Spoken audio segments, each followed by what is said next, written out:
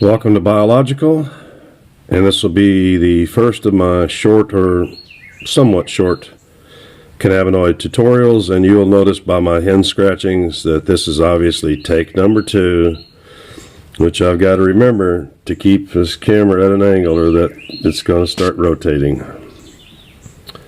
I couldn't get it to rotate back to, okay. Very quickly here. Almost all of my adult life, I was a very sarcastic, atheist, academic, scientist, chemist. That changed as I began to learn more. And let's face facts, people.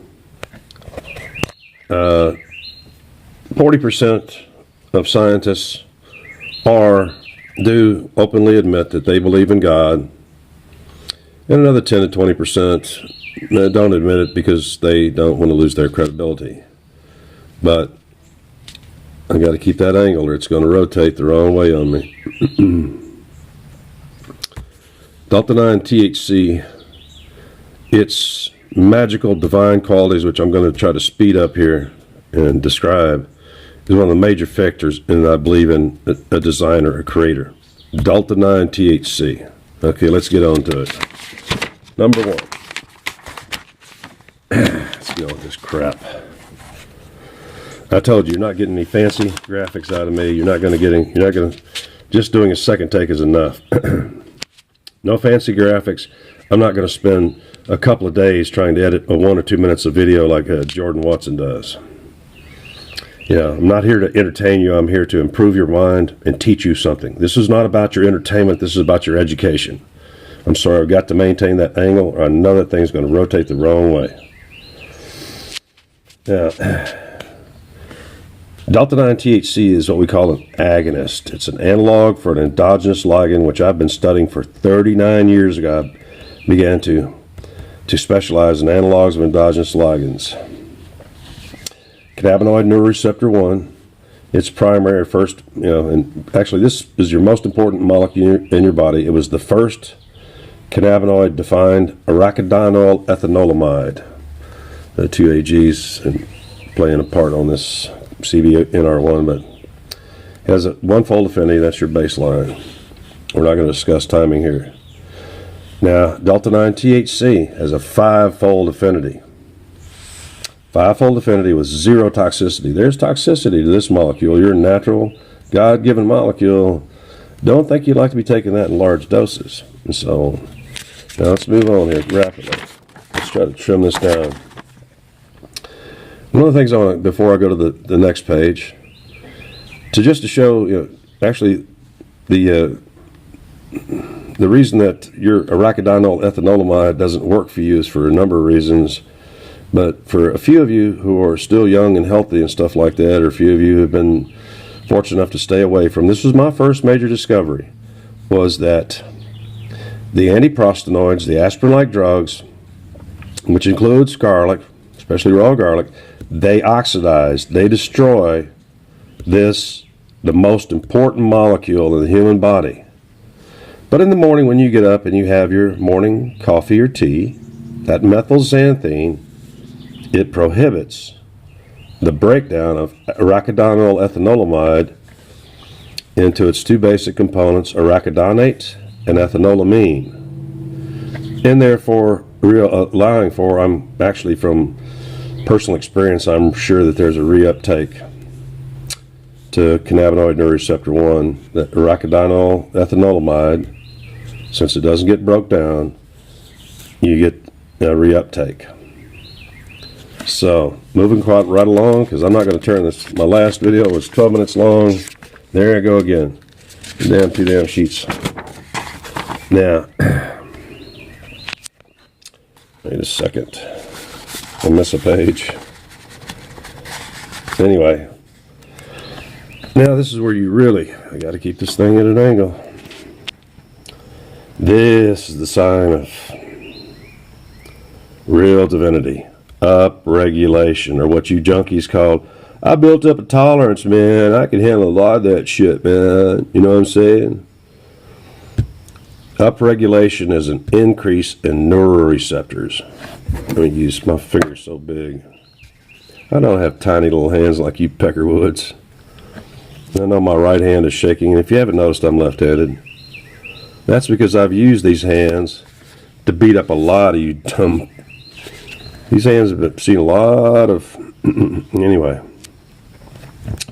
Normally, with almost every analog that I know of, is that when you take an analog like, say, morphine, opium, the neuroreceptor for the opioids, there's multiple opioid receptors, kappa, mu, yada, yada. But what happens when you overdose and stuff exceed what you really need as an agonist, you get an upregulation.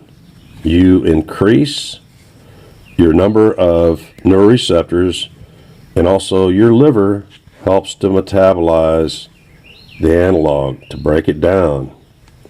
Now, in the case of, that's where I scratch this out. I was pointing out that unlike opioids or ethanol, booze, hepatic metabolism, building up a ability to break it down, is not a factor in THC. So this is one of the most important things, is that the same dose of Delta 9 works every time for, it depends on the disease, depression, stuff like that, glaucoma, other things. Small doses work every time because you don't go from this to this. I further cite this as this lack of upregulation, of lack of resistance, lack of tolerance, that's further proof that there's a designer or creator. I don't know if I have a sheet here may have already. The point that I was trying to make here, I may have gone past it here, is that, well, let me just stay here on a clean sheet. And I know I'm bouncing all over. I don't really care about you. It's about my time and my time management. But one of the things that makes, Delta 9 such a proof of a designer and stuff like that is that it's so functionally superior and so on, has so little toxicity compared to our natural. And this was the other thing that I was about to forget, is that I may have already mentioned, I don't care if I repeat it. Delta 9 will back off from CBNR1 in favor of your natural. And then it's pretty obvious, then it will, with its one-fold affinity, it will come back and finish the job. That's pretty clear. But most of you do not make this molecule, or what little you're making is rapidly destroyed by your use of antiprostanoids. That's aspirin-like drugs and garlic. Your diets are full of powdered garlic. Almost every time you eat something, it's got garlic in it. And I was the first one to publish, based on one paper, that garlic was an aspirin-like drug. Aspirin-like drugs are causing almost all the disease in this country. But this is one of the beautiful things about, and proof that somebody designed it.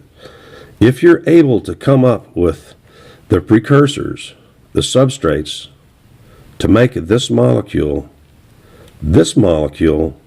magically, divinely, will back off of this neuroreceptor, cannabinoid neuroreceptor 1, and let this molecule do its little business, and then magically, divinely, come back and finish with its five-fold affinity.